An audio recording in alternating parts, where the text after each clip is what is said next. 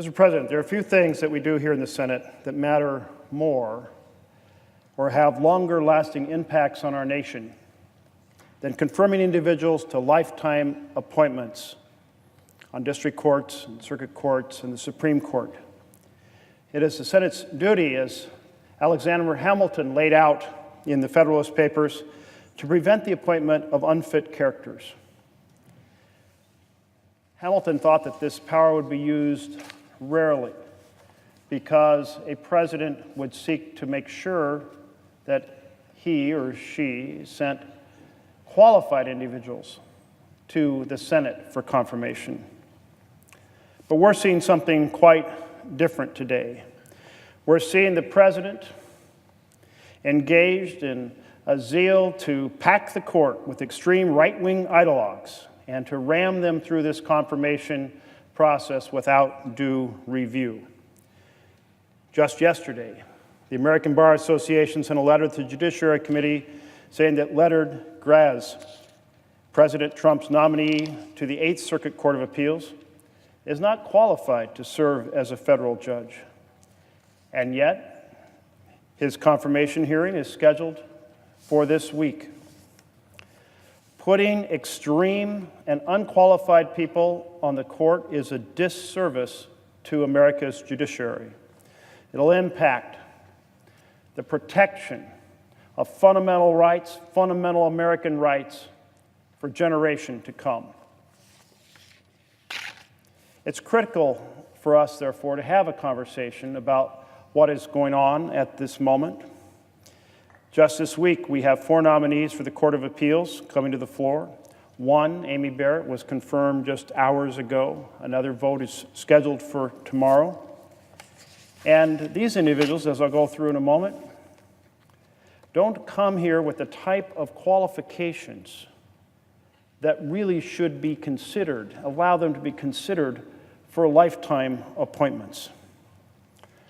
Now, time and time again, we've heard from our Republican leadership that Democrats are engaged in a massive, quote, often mindless partisan obstruction, in the words of the majority leader. Now, from where comes this evaluation? Well, he wants to move judiciary nominees faster, without due consideration. And certainly he does know something about obstructing judicial nominations, since he spent the entire 8 years of the Obama administration leading the effort to obstruct consideration of nominees here in this chamber. 80% of President Obama's nominees waited 181 days or longer. Certainly far more than under President Bush or President Clinton or the first President Bush or under President Reagan. Obstruction taken to the maximum. 6 months or longer to work their way through the confirmation process. Throughout President Obama's entire 8 years in office, just 55 circuit court judges were confirmed. That's the lowest number for any president. And by this point in the previous administration, that is in the Obama administration, just one nominee, one, had been confirmed for a spot on the circuit court. But here we are, taking a look at how in this time period just one had been confirmed for Obama, but we will have, at the end of this week, assuming each individual gets the full majority, 8 circuit court nominees confirmed. 1 for Obama, 8 for President Trump. In fact, that number wasn't reached substantially into President Obama's second year in office. Or we can look at the average number of days that it's taken for a committee to report for the first 7 nominees. President Trump's first 7 circuit and district court nominees waited 37 days for confirmation once they were reported out of Judiciary Committee.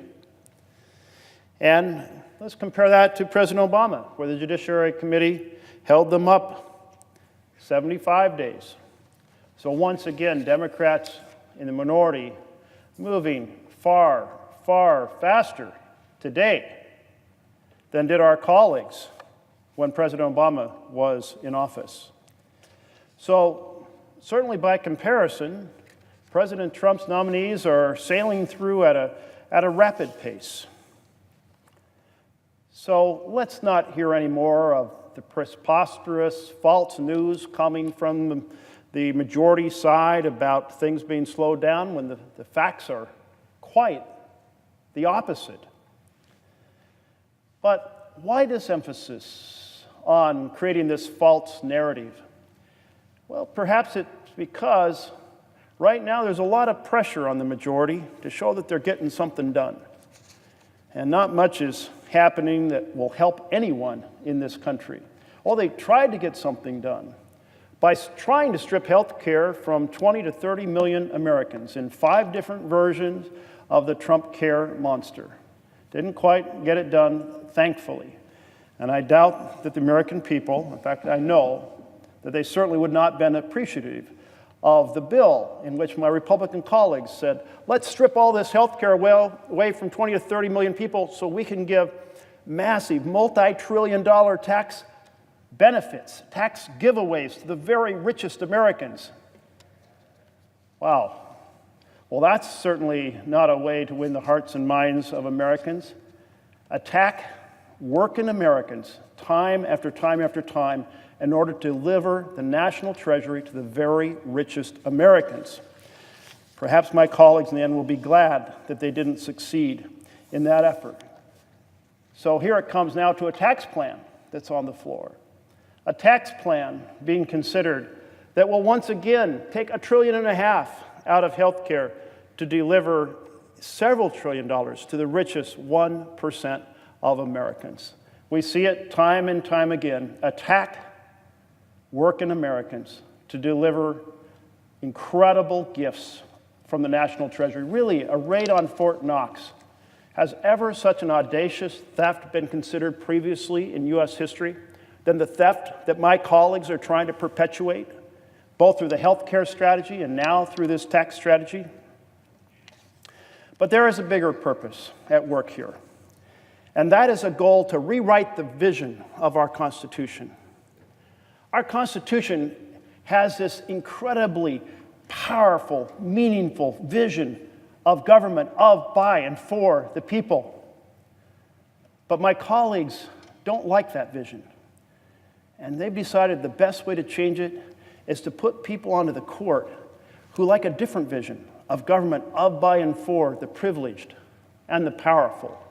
We saw it in their health care bill, we see it in their tax bill, and now we're seeing it in their nomination strategy to the court.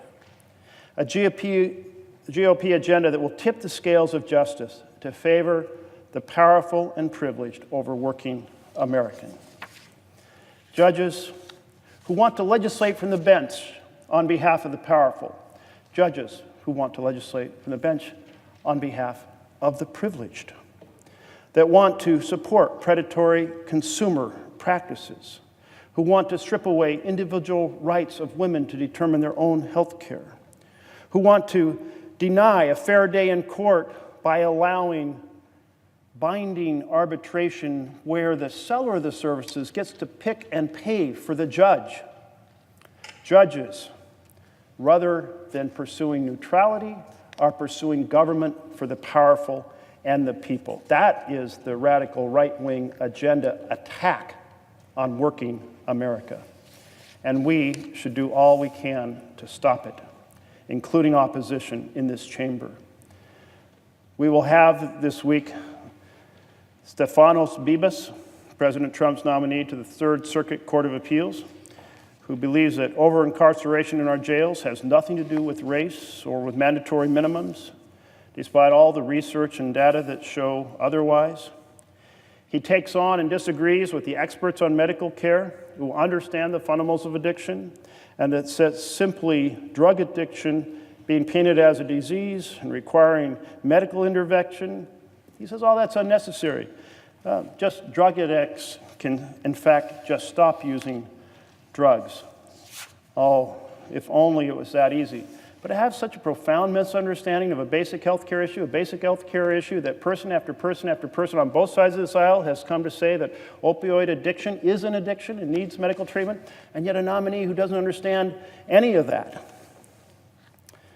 Well, he also believes that when it comes to legal sentences, corporal punishments should be applied that are, quote, public, shameful, and painful.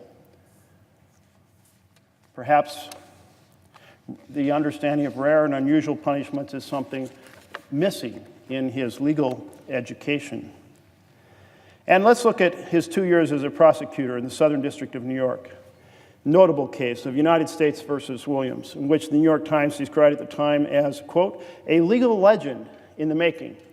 They didn't say that because of it being a wise or insightful decision.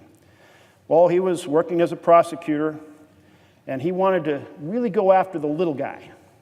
He used his position to marshal prosecutorial, law enforcement, court resources to bring charges against a cashier at a veterans hospital who was accused of stealing $7.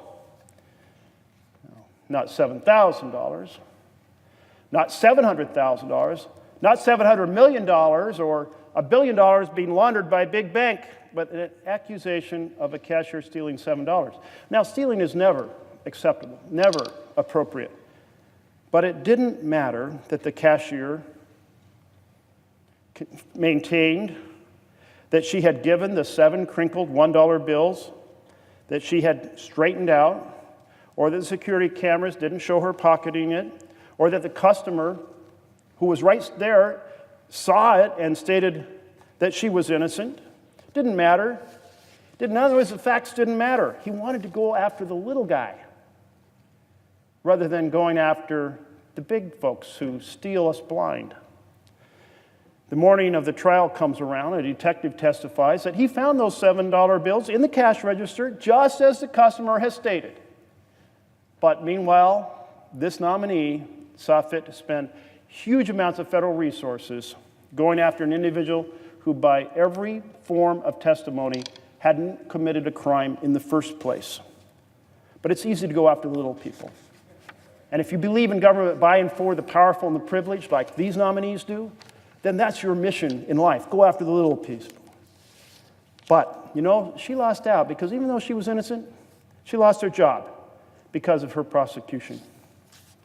And there's Joan Larson, the president's nominee for the 6th Court of Appeals, a nominee who was added at the last moment to another court nominee's confirmation hearing against the Senate practices and against minority opposition. Why do you add someone at the last moment? To ensure that the committee doesn't have enough time to adequately review her record. That's always a cause for suspicion. Someone changing the procedure so that a person's record can't be reviewed before the committee sits down in the hearing. This probably is fitting with the nominee's, Ms. Larson's, long-held disdain for the legislative branch. She co-authored a law review article stressing the importance of protecting the president from Congress. She said, quote, the most dangerous branch of government. And she goes on to denigrate the use of committees in Congress.